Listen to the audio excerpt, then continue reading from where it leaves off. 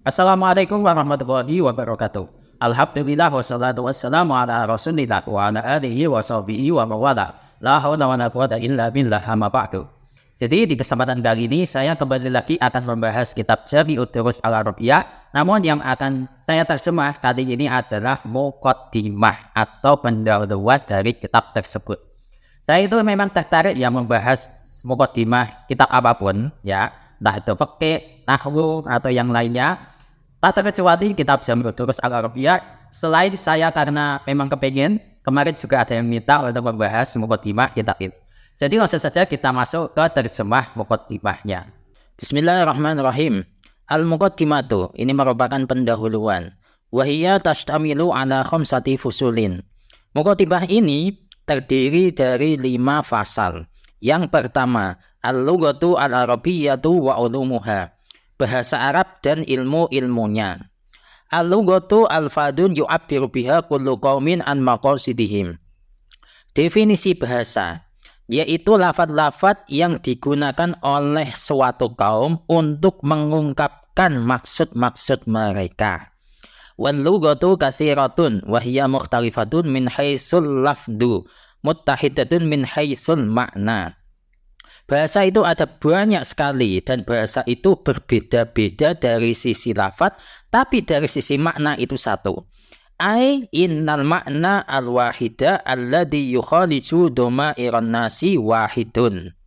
Maksudnya adalah sesungguhnya satu makna yang yukhaliju. Yukhaliju itu artinya itu menyibukkan, melibatkan, mengusik, tapi di sini saya artikan yang masuk gitu ya.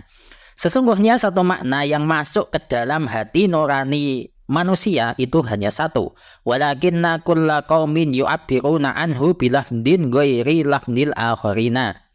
Hanya saja setiap kaum itu mengungkapkan makna satu tersebut dengan lafaz yang berbeda dibandingkan lafaz kaum yang lain.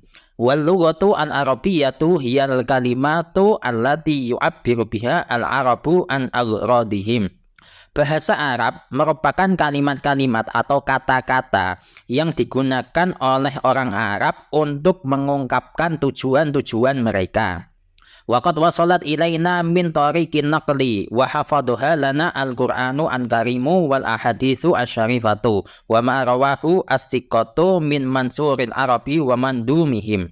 Nah, di sini bahasa Arab itu bisa sampai kepada kita dengan jalur nukil atau pemindahan ya, atau ya pemindahan nakal ya. Intinya itu diajarkan dari satu generasi ke generasi berikutnya. Dan Al-Quran yang mulia, kemudian hadis-hadis yang mulia itu menjaga bahasa Arab tersebut agar bisa sampai kepada kita. Serta yang bisa menjaga bahasa Arab tersebut adalah prosa-prosa serta nandoman-nandoman dari orang Arab yang diriwayatkan oleh orang-orang yang terpercaya. Yang pertama, al-ulumu al-arabiyyatu. Lamma khasyiya ahdul arabiyyati min doyaiha ba'da anikhtalatu bil a'ajimi dawanuha fil ma'ajimi al-qawamisi wa as-sadu laha usulan tahfaduha minal khata'i wa tusamma hadihil usulu al-uluma al-arabiyyata.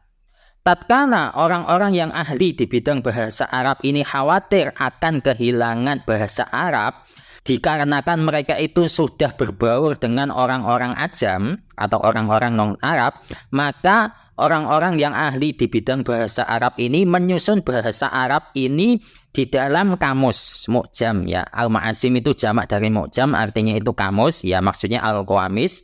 Serta orang-orang yang ahli di bidang bahasa Arab ini itu menentukan asal atau menentukan sebuah pondasi yang digunakan untuk menjaga bahasa Arab dari kesalahan.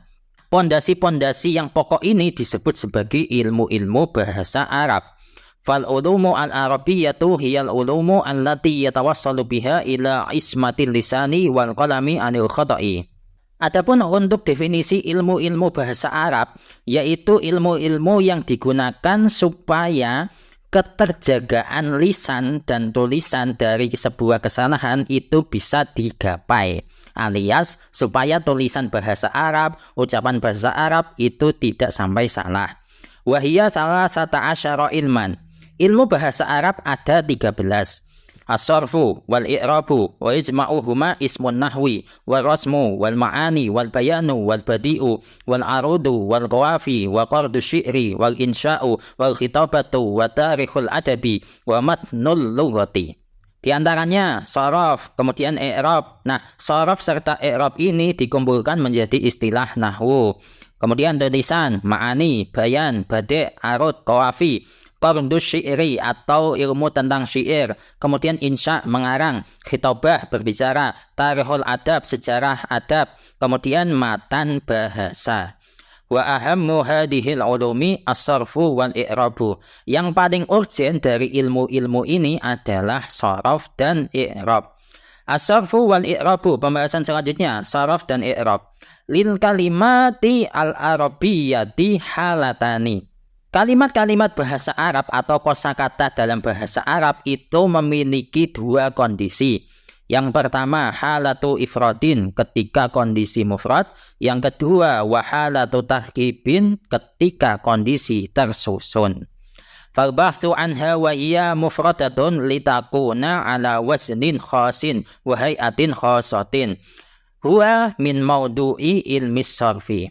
Pembahasan mengenai kondisi mufrad itu supaya kalimat berada pada wazan yang khusus dan ada pada kondisi yang khusus. Dan pembahasan ini ada pada tema ilmu saraf. Wal bahsu anha wa hiya murakkabatun liyakuna akhiruha ala ma yaqtadihi manhajul arabi fi kalamihim min raf'in aw nasbin aw jarrin aw jazmin aw baqa'in ala halatin wahidatin min ghairi taghayyurin huwa min maudu'i ilmil i'rabi. Adapun untuk pembahasan ketika kondisi tersusun itu dimaksudkan supaya akhir dari sebuah kalimat itu sesuai dengan tuntutan metodenya orang Arab di dalam omongan mereka.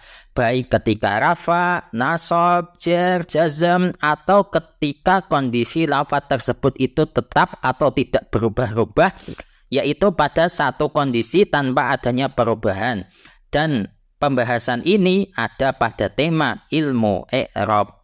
Fasarfu ilmun bi usulin tu'rafu biha siyagul kalimati al-arabiyyati wa ahwaluha allati laisat bi i'rabin wala bina'in.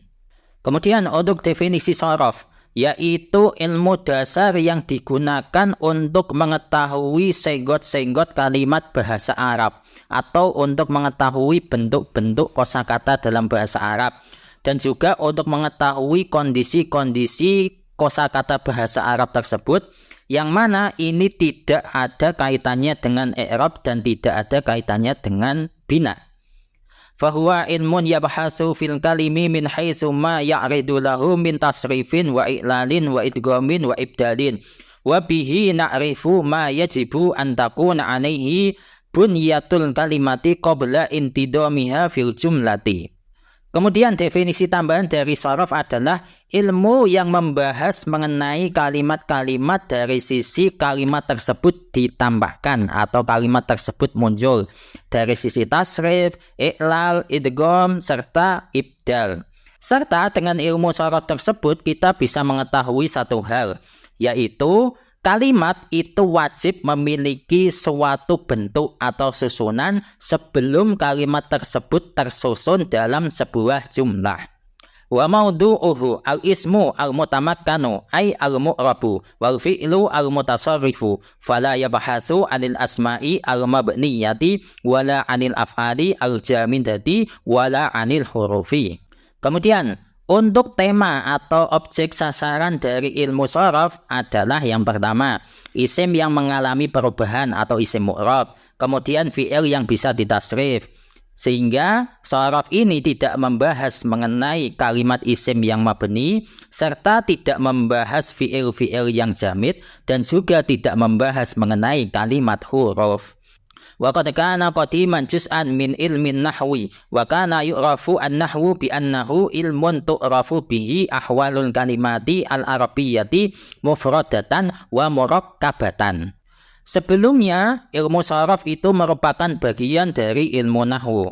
Akan tetapi, nahwu itu dikenal sebagai ilmu yang digunakan untuk mengetahui kondisi-kondisi kalimat bahasa Arab, baik ketika kondisinya itu mufrad atau kondisinya itu murakkab atau tersusun.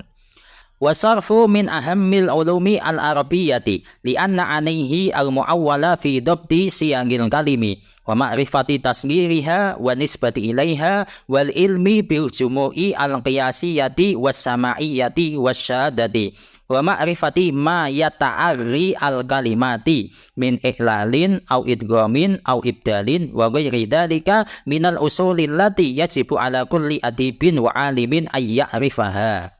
Sharaf termasuk salah satu ilmu bahasa Arab yang paling penting, dikarenakan sharaf itu memiliki fungsi sebagai sandaran untuk mencermati senggot-senggot atau bentuk-bentuk sebuah kalimat. Kemudian, untuk mengetahui bentuk tasghirnya kalimat. Kemudian, untuk mengetahui nisbat kepada kalimat. Kemudian, untuk mengetahui kumpulan-kumpulan kalimat yang kiasi, sama'i, serta yang syad atau yang langka. Kemudian, untuk mengetahui sesuatu yang bisa mempengaruhi sebuah kalimat, baik itu berupa ihlal, idgham, atau ibdal. Serta untuk mengetahui hal-hal yang lain dari hal-hal yang dasar, yang mana ini harus atau wajib diketahui oleh setiap orang yang belajar sastra dan orang yang alim atau yang pintar. Khasyatal wuqu'i fi akhta'in yaqa'u fiha katsirun minal muta'addibina alladziina la hadda lahum min hadzal ilmi al jalili an-nafi'i. Kemudian untuk fungsi selanjutnya adalah untuk menanggulangi kesalahan yang sering dialami oleh kebanyakan orang-orang yang belajar sastra, yang mana mereka itu tidak memiliki perhatian khusus kepada ilmu yang agung ini dan ilmu yang bermanfaat ini. Wal i'rabu wa huwa ma yu'rafu yauma bin nahwi ilmun bi usulin tu'rafu biha ahwalul kalimati al-arabiyyati min haitsul i'rabu wal bina'u. Kemudian untuk i'rab, yang mana pada hari ini atau zaman ini kita kenal dengan istilah nahwu, adalah ilmu dasar yang digunakan untuk mengetahui kondisi-kondisi kosakata bahasa Arab dari sisi i'rab dan bina'nya atau mabninya. Ai min haitsu ma ya'ridu laha fi hali taqibiha fabihi na'rifu ma yajibu ay yakuna alaihi akhirul kalimati min raf'in aw nasbin aw jarrin aw jazmin aw luzumi halatin wahidatin ba'da intidamiha fil jumlati. Maksudnya dari sisi di mana kalimat tersebut ada pada kondisi tersusun. Sehingga dengan sisi ini kita bisa mengetahui sesuatu yang wajib ada pada akhir sebuah kalimat, baik itu kondisi rafa, nasab, jar, atau jazm, atau wajibnya lafaz tersebut ada pada satu kondisi setelah kalimat tersebut tersusun pada sebuah jumlah. Wa ma'rifatuhu daruriyatun likulli man yuzawilu al-kitabata wal khitabata wa mudarasatal adabi al-arabiyyati. Mengetahui ilmu i'rab atau mengetahui ilmu nahwu itu hukumnya sangat penting sekali bagi setiap orang yang mempraktekkan tulisan, khitabah, serta mempelajari sastra-sastra bahasa Arab. Wallahu a'lam bishawab. Semoga ini bermanfaat untuk kalian, dan itu dulu untuk pembahasan pertama dari muqaddimah. Masih ada 4 pembahasan lagi, dan insya Allah untuk pembahasan kedua yaitu kalimat dan pembagiannya insya Allah akan kita lanjutkan di kesempatan selanjutnya. Wassalamualaikum warahmatullahi wabarakatuh.